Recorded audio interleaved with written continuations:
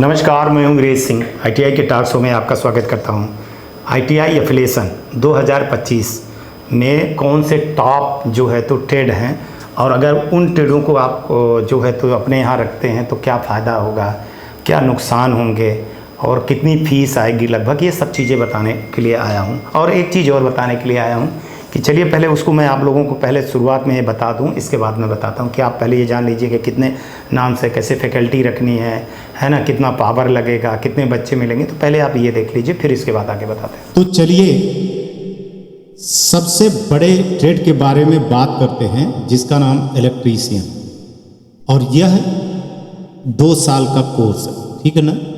तो ये इसके बारे में बहुत ज़्यादा चर्चित रहती है और बहुत ज़्यादा कन्फ्यूजन भी खड़े हुए हैं जब आप आईटीआई खोलते हैं तो उसके बारे में सारी चीज़ें बता रहा हूँ। इसको सीटीएस भी कहते हैं, ठीक है ना। ये बताने के पीछे का जो कारण है वो मैं आपको इसलिए बता दे रहा हूँ कि जब आप आईटीआई खोलेंगे ना, तो आईटीआई खोलेंगे तो आपको सारी चीज़ें क्लियर होनी चाहिए, है ना। नहीं तो आपको कंसल्टेंट या कोई भी बेवकूफ़ बना सकता है। तो ये इलेक्ट्रीशियन है, ये कोड है, ठीक है ना। इसके बाद जो है तो NSQF लेवल जो होता है, इसका 4 लेवल है, ये आप जानिए 4 लेवल होता है। और इस कोर्स का ड्यूरेशन जो है तो 2 साल का होता है, जिसमें लिखा है, आप ये ध्यान दीजिएगा कि 2400 आवर्स जो है तो ये ट्रेनिंग का रहता है, 300 OTG का ग्रुप और प्रोजेक्ट का रहता है, ठीक है। इसका क्वालिफिकेशन जो लड़के मिलेंगे ना, वो 10th पास लड़के मिलेंगे, साइंस और मैथ वाले जो लड़के रहेंगे वो वाले मिलेंगे। ये थोड़ा सा आपको ध्यान देना पड़ेगा। लड़कों का जो एडमिशन होगा, एज हो गए, वो 14 साल के लगभग होंगे। हालांकि ये गवर्नमेंट के लिए PWD मतलब माने जो कोटा होता है उसमें ये लड़के आते हैं। यूनिट का जो स्ट्रेंथ रहेगा, मतलब माने आपको एक यूनिट में जो लड़के मिलेंगे ना, वो 20 ही लड़के मिलेंगे, ये ध्यान दीजिए। अब जो वर्कशॉप बनाएंगे, इलेक्ट्रीशियन का जो वर्कशॉप बनाएंगे, यही मैं बताने आया कि इलेक्ट्रीशियन का जो वर्कशॉप बनाएंगे वो 98 स्क्वायर मीटर रहेगा। लेकिन मैं अगर बोलूं कि मेरे हिसाब से इसको 110 के लगभग बनाइएगा, बड़ी ही वर्कशॉप बनाइएगा, तो आपको बहुत फायदे मिलेंगे आने वाले भविष्य में, मतलब माने 100 से ज़्यादा ही जितना होगा। दूसरा है पावर नाम्स को लेकर, साफ साफ लिखेंगे 5.2 kV for 2 unit in 1 shift. ये ध्यान दे लीजिएगा कि 5.2 kV फॉर 2 यूनिट के लिए है, सिर्फ 2 यूनिट के लिए, एक शिफ्ट के लिए है। अगर आप इसी को 4 यूनिट और सेकंड शिफ्ट करते हैं तो आपको ये डबल होते चला जाएगा। ये कंफ्यूजन न रखिएगा, नहीं तो जब फिर आपका निरीक्षण होने आएंगे तो आपकी जो है तो मान्यता नहीं मिलेगी। अब जो इंस्ट्रक्टर की क्वालिफिकेशन रहेगी वो B वाले रखो आप, या डिप्लोमा रखो। लेकिन उनका अगर B वाले हैं तो उनका 1 साल एक्सपीरियंस लगेगा, जो डिप्लोमा वाले हैं उनका कम से कम 2 साल लगेगा, और अगर ऐसे आप प्रैक्टिकल के लिए लेते हो तो उनके लिए 3 साल लगेंगे, जिनका NTC मतलब ITI, ठीक है ना।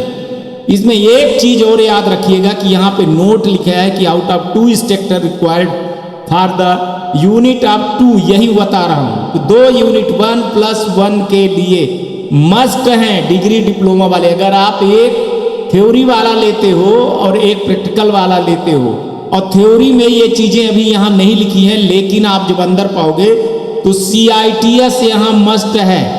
एक चीज बता दे रहा हूँ कि थ्योरी के लिए CITS मस्ट है, जैसे B.Ed है, ये आप याद रखिएगा। तो थ्योरी पोजीशन के लिए आपको CITS वालों को रखना पड़ेगा। इसके बाद वर्कशॉप कैलकुलेशन होता है, उसमें भी आपको वही 1 साल लिखा हुआ है, और ये 2 साल लिखे हुए हैं। ITI वाले को अगर आप ले रहे हो तो वो 3 साल कम से कम उसका एक्सपीरियंस होना चाहिए। इंजीनियरिंग ड्राइंग के लिए भी आपको 1 साल, और अगर डिप्लोमा वाला होगा तो 2 साल, और ITI वाला होगा तो 3 साल। याद रखना पड़ेगा कि इसमें जो है तो इंजीनियरिंग ड्राइंग में मैकेनिकल ब्रांच से पढ़ा लिखा लड़का होना चाहिए, जो भी हो। एम्प्लॉयमेंट स्किल होती है, MBA BBA वाला भी कोई भी लड़का होगा उसको आप रख सकते हैं, ठीक है। अगर वो डिप्लोमा भी किया हुआ है तो वो भी लड़का यहाँ पे चल जाएगा। सॉरी, और जो इंस्ट्रक्टर रहेंगे उनकी 21 साल से कम उम्र नहीं होनी चाहिए। अब चलिए सबसे बड़ी चीज बता रहा हूं कि लिस्ट ऑफ टूल्स इक्विपमेंट, आप क्या क्या सामान लेंगे। ये जानते हैं कि आपको वहां जाएंगे तो वो दे देगा सामान, लेकिन यहां कुछ चीजें हिडन छुपी है जो आप नहीं करोगे। मैं जानता हूं आपको नहीं पता चलेगा, इसलिए बता रहे हैं। देखिए ये जो सामान है ना, सिर्फ आप ये समझिएगा 20 कैंडिडेट के लिए है, मतलब अगर कहा जाए तो 1+1 के लिए, ठीक है।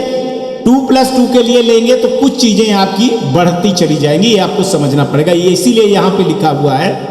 कभी कभी आपको ये कंफ्यूजन खड़ा हो जाता है, आप इतने ले लेते हो और यूनिट अलग ले लेते हो। तो ये सारी चीजें लिखी हुई हैं, बहुत ध्यान से ITI खोलने के पहले पढ़ लीजिएगा।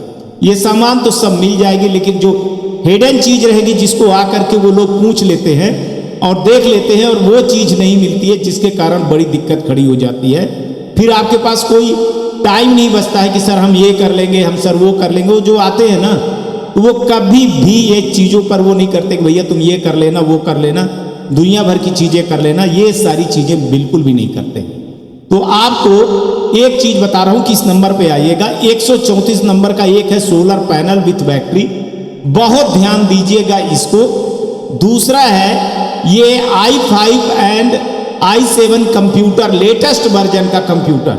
इसमें ये लिखा हुआ है 2 कंप्यूटर चाहिए। कहाँ चाहिए? लैब में चाहिए। और वहाँ ये प्रिंटर भी चाहिए, लैब में जो वर्कशॉप के अंदर रखा हुआ मिलना चाहिए। ये याद रख लीजिएगा। ये कंप्यूटर लेना है, बिल सहित लेना है, जैसे इसमें लिखा हुआ है। प्रिंटर भी लेना हुआ है और आपको ये लैब में, वर्कशॉप लैब में ही रखना पड़ेगा।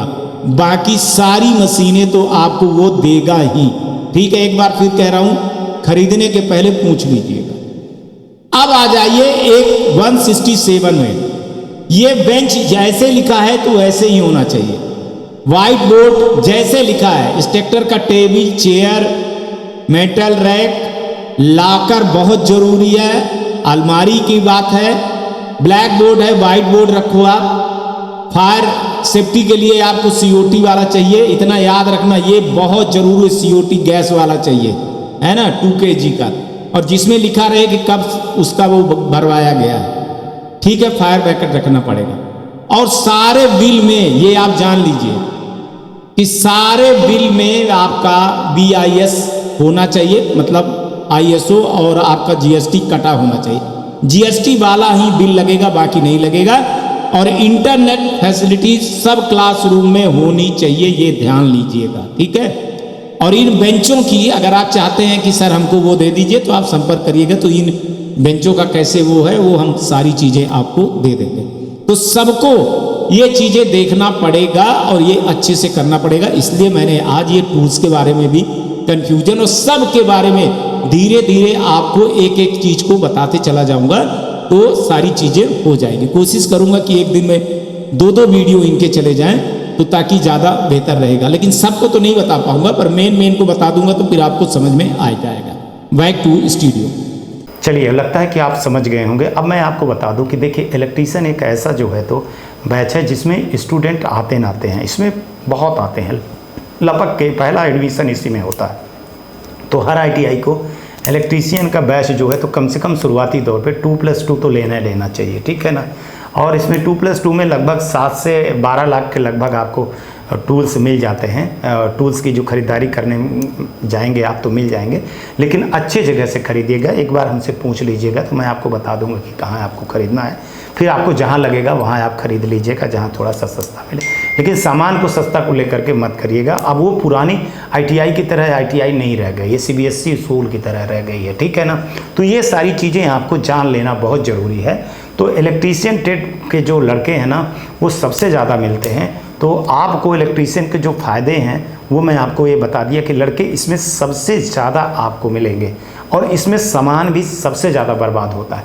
एक चीज़ मैं आपको यहाँ पर और चीज़ बता दे रहा हूँ कि DGT ने CITS मस्ट कर दिया है थ्योरी पढ़ाने के लिए। तो जो थ्योरी पढ़ा रहे होंगे ना, वो आप देख रहे होंगे यहाँ पे है, लेकिन ये उनके सिलेबस के हिसाब से मैंने बताया है। लेकिन सिलेबस में CITS नहीं डाले हैं, लेकिन आप जब फॉर्म भरने जाएंगे तो आपको थ्योरी के लिए CITS मस्ट रहेगा। अगर CITS किया हुआ आपको नहीं मिलेगा जो पढ़ाने वाला है तो फिर आपकी मान्यता नहीं मिलेगा। तो CITS को विशेष ध्यान रखिएगा थ्योरी के लेकर के। प्रैक्टिकल में तो सब चीज़ें चल जाती है, लेकिन थ्योरी के लिए ये विशेष ध्यान दीजिएगा। और एक चीज़ और बता रहा हूँ कि जब भी लैब बनाए ना तो लैब को थोड़ा सा बड़ा बनाए, थोड़ा सा नहीं, जितना ज़्यादा हो सके उतना बड़ा बनाएंगे तो कभी भी प्रैक्टिकल कराने के लिए कई सेंटरों की जो है तो चीज़ें मिल जाएंगी। और इमरजेंसी गेट ज़रूर होना चाहिए जब भी बनवाए ना तो लैब तो इमरजेंसी गेट, मतलब माने 2 गेट, एक इन एक आउट होना चाहिए इलेक्ट्रीशियन को जब बनवा रहे हैं, तो ये आप जानिएगा। और पावर की जो फिटिंग होती है ना उस पर विशेष ध्यान दीजिएगा कि लाइट के खुले तार नहीं होना चाहिए, पाइप में होना चाहिए बाकायदे।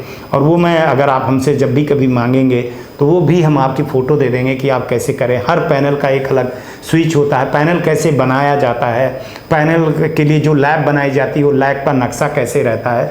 तो वो टीम है, वो टीम सब कुछ कम खर्चे में, बहुत कम खर्चे में, ना के बराबर एक छोटी सी फीस लेती है। और वो सारी चीज़ें आपको डॉक्यूमेंटेशन, आपके जो है तो मैप वैप सारी चीज़ें ये सब कुछ आपको दे देते हैं कि लैब कैसे बनाना है, कैसे क्या करना है, आपको टूल से कौन कौन से लेने हैं, आप फार्म कैसे भरेंगे, आप जो है तो जो डॉक्यूमेंट लगेंगे वो कैसे लगेंगे, एफिडेविट कैसे बनाएंगे, तो सारी चीज़ें बताते हैं।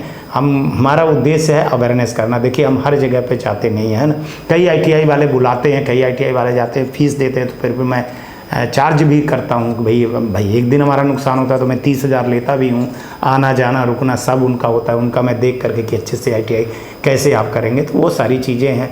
लेकिन आप लोगों को मैं बोल रहा हूँ कि अगर ये वीडियो में सारी चीज़ें हैं तो आपको ना हमारी ज़रूरत पड़ेगी ना कंसल्टेंट की ज़रूरत पड़ेगी। लेकिन फिर भी अगर आपको लगता है तो आप हमसे सलाह जरूर ले सकते हैं। सलाह के लिए फ्री में यही चीज़ें रहते हैं, फ़ोन करिए, मैं सलाह देता हूँ, बाकी वीडियो में सारी चीज़ें बता दे रहा हूँ। लेकिन हाँ, आप कुछ डॉक्यूमेंटेशन मांगेंगे तो उसका एक नॉर्मल चार्ज जो है तो ज़रूर लगता है। चलिए आज तक के लिए इतना ही, कल आएंगे तो फिर किसी ट्रेड के बारे में बात करेंगे।